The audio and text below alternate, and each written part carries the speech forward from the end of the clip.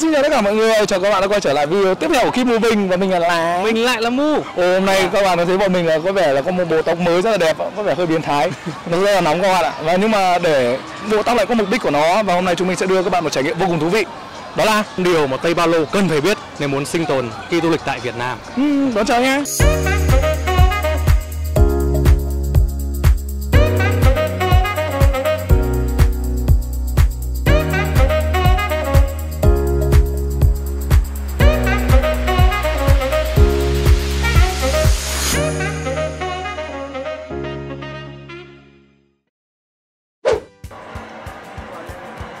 Điều đầu tiên chúng ta cần quan tâm khi đến du lịch tại một quốc gia đó chính là tiền của quốc gia đó.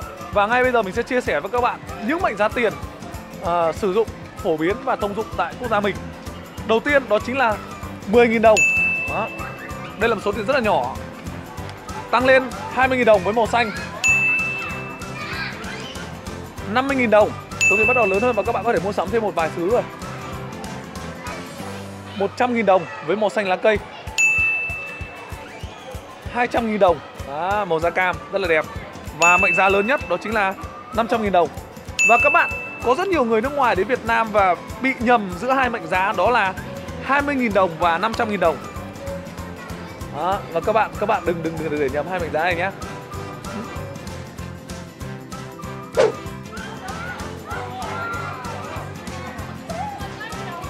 Và điều thứ hai sau khi tôi chia sẻ với các bạn về tiền tệ đó chính là các bạn muốn tìm hiểu đất nước chúng tôi xinh đẹp như thế nào và đi chơi ở đâu thì các bạn sẽ cần rất nhiều thông tin.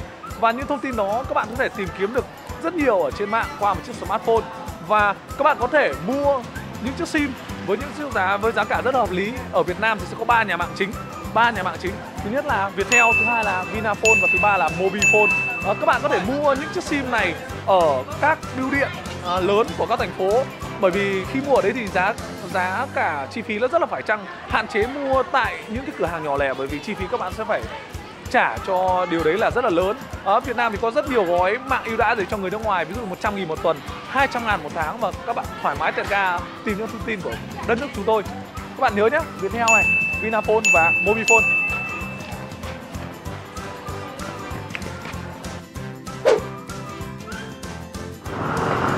Điều tiếp theo mình muốn chia sẻ với tất cả các bạn khi mà du lịch đến Việt Nam đó chính là về phương tiện giao thông. Phương tiện giao thông chủ yếu của Việt Nam đó chính là xe máy. Việt Nam được đánh giá là một trong những quốc gia sở hữu nhiều xe máy nhất trên thế giới. Và đó cũng chính là phương tiện mà các bạn nên lựa chọn khi muốn tham quan tại Việt Nam. Chỉ với 200.000 đồng một ngày thì các bạn khách du lịch có thể thuê được một chiếc xe máy để rong ruổi khắp các đường phố của các thành phố lớn như là Hà Nội hay là thành phố Hồ Chí Minh. Và hạn chế mình khuyên các bạn là hạn chế không nên thuê ô tô bởi vì ô tô có thể làm cho các bạn không đi được những cái chỗ mà tham quan không đến được. Vì vậy thì xe máy sẽ là lựa chọn tối ưu nhất. Hãy nhớ nhé, thuê cho mình một chiếc xe máy chỉ với 200.000 thôi. Còn nếu cao hơn thì hãy tìm hiểu chỉ với 200.000 thôi. Bye bye.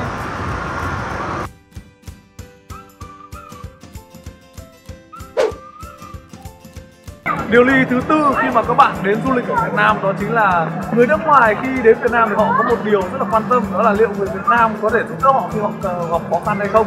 Về điều này thì mình xin đảm bảo với các bạn đó là người Việt Nam có khả năng nói tiếng Anh khá là tốt. Mình nói khá tốt đấy, tức là các bạn Việt Nam ví dụ ở độ tuổi của mình đổ xuống tức là tầng lớp thanh niên là có một môn tiếng Anh khá là đủ dùng mà khi giúp đỡ các bạn có thể tìm khách sạn, nhà nghỉ hay là các địa điểm cây xăng các kiểu. Nên là các bạn đừng ngại hỏi người dân bản địa ở đây khi mà các bạn cần sự giúp đỡ nhé. Ví dụ như là như này. Hello, what's your name? My name is Nick. And how are you today? Oh, I'm fine. Yeah, I'm fine. And the last question, where are you from? I'm from Vietnam. Wow, yeah, you speak English very well. Hello everyone. Và như mình đã nói ở trên thì xe máy là phương tiện lưu thông chủ yếu ở Việt Nam. Chính vì vậy mà đến giờ tan tầm ấy, thì giao thông Việt Nam rất là hỗn loạn. Mình sử dụng một tên đường hỗn loạn, tức là có rất nhiều ô tô và xe máy như ở sau lưng mình đây chẳng hạn. Và điều đó cũng đặt ra một thử thách đối với người nước ngoài khi đến Việt Nam, đó là họ sẽ phải qua đường ở những chỗ đông đúc như thế nào. Đó. Và mình sẽ nói luôn với các bạn là cách qua đường ở chỗ Việt Nam ở những ngã tư mà không có đèn xanh đèn đỏ thì các bạn hãy cứ đi qua đường một cách bình thường, một cách chậm rãi và các phương tiện sẽ tự động tránh bạn bạn nhớ nhé, họ sẽ tự động tránh bạn. Bạn không cần nhất thiết là chạy qua thật nhanh hay làm cái điều gì đó đột ngột, bởi vì điều đấy sẽ làm ảnh hưởng đến sự an toàn của bản thân các bạn. Hãy nhớ đi qua đường một cách chậm rãi như những khách ở sau đây chúng mình này.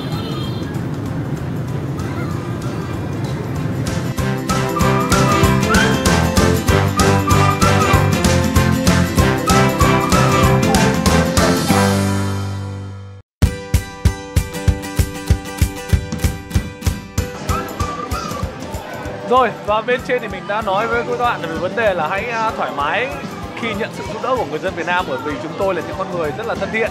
Thế bên cạnh đấy, khi khách nước ngoài đến du lịch ở Việt Nam cũng cần phải lưu ý, đó chính là rất có thể các bạn sẽ trở thành nạn nhân của những thứ bất công ở Việt Nam khi đối xử với người nước ngoài. Tức là các bạn có thể bị mua đồ với giá trị cao hơn giá trị thực của nó. Đấy là cái thứ nhất. Cái thứ hai là các bạn có thể gặp tình trạng là đi xe taxi với giá cao hơn quãng đường mà các bạn phải đi qua. Cái thứ ba là các bạn sẽ rất có thể là phải gặp phải những người đánh giày. Đây là một cái đặc điểm rất là nổi bật ở Việt Nam, tức là họ có thể giật giày của bạn ra và sau đấy họ đánh sơ qua và các bạn phải trả một phí rất là cao, vài trăm ngàn, thậm chí gần 1 triệu đồng cho cái việc đấy, và nó hoàn toàn là không cần thiết. Vì vậy các bạn phải lưu ý, thứ nhất, tìm hiểu kỹ thông tin là món đồ đấy có giá trị bao nhiêu. Thứ hai, ví dụ các bạn muốn đi di chuyển thì các bạn hãy tham khảo qua các ứng dụng đặt xe ô tô, đặt xe taxi, ví dụ như Grab hoặc Uber, để hiểu được là khoảng bao nhiêu tiền. Thứ ba, cái cuối cùng đó chính là khi ai đó tiếp cận giày của bạn, hãy từ chối, thẳng từ chối, không cho ai đó cướp, đừng để trở thành nạn nhân của những người xấu ở Việt Nam.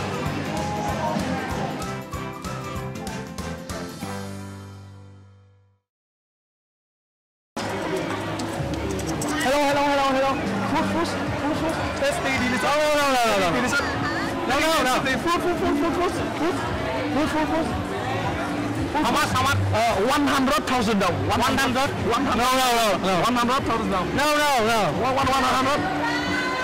Bạn chú ý nhá, cái túi vừa rồi ấy, đấy tôi vừa mua mà chỉ có tầm 20.000 đến 30.000 thôi, nhưng mà sẵn sàng các bạn sẽ làm 100.000 đến 150.000. Tuyệt đối. No, cứ say no.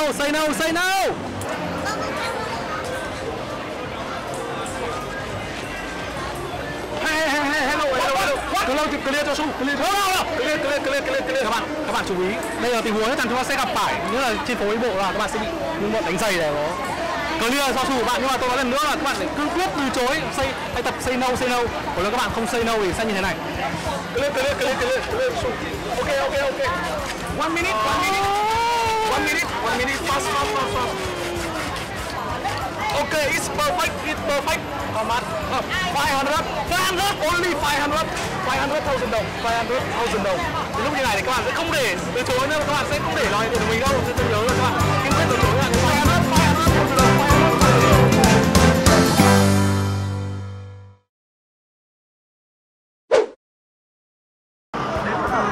Và đây sẽ là điều cuối cùng mình muốn chia sẻ với các bạn khi nhắc đến du lịch tại Việt Nam.